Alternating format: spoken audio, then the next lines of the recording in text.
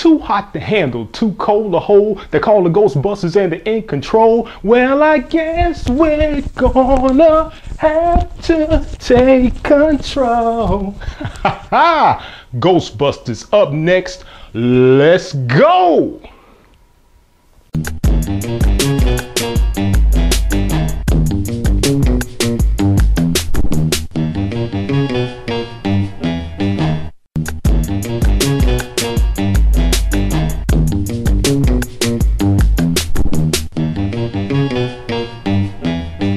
Brian's Cosigns, yeah. What's up, y'all? You are now rocking with Brian's Cosigns. I am Brian Gunn. Shout out to Bobby Brown, the king of R&B. Hey, 1984, The Number, Another Summer. Ghostbusters debuted. 32 years later, the execs are like, hey, I got a good idea. Why don't we reboot Ghostbusters? Okay, but here's what's changed.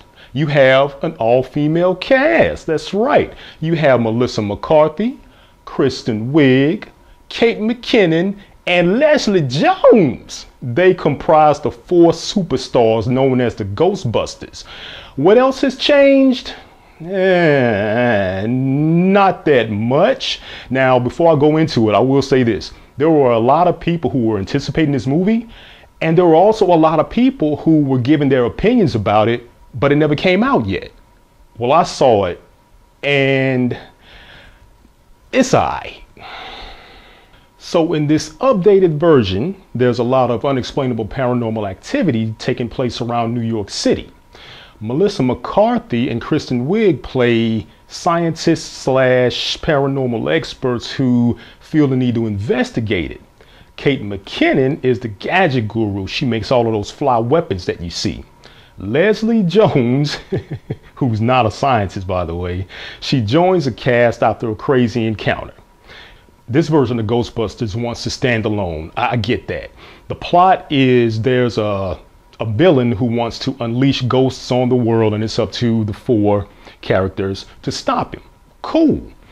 But here's where the movie messes up. All of the actors are phenomenally funny individually, but as a collective, the script doesn't allow them to be. An example, Kristen Wiig's character is corny. Melissa McCarthy's character is bland. Then you have Kate McKinnon's character. So she's weird, but you can have a good time with a weird character. The script does not allow her to be weird. She has plain lines and she just speaks in a monotone voice. As a matter of fact, the two people that carry this movie are Leslie Jones and Chris Hemsworth, who actually plays a gorgeous idiot, if you will. They have the most dynamic lines out of the movie. And it shouldn't be like that. All of them should add something to this movie, and they don't. There's a problem with pacing. 1 minute the script is going fine and the scenes are well, then the next minute they start ad-libbing, and it takes away from everything. The villain isn't as menacing as you would like for him to be. It's almost as if this villain is just your average everyday cat who wants to do a bad thing. Where's his character development? It's not cohesive. Also, there are some cameos, and I know they want to kind of give it a nostalgic feel, but even that's out of place. But the biggest problem that the Ghostbusters is going to face is its marketing. You remember that movie, The Haunted Mansion, with Eddie Murphy?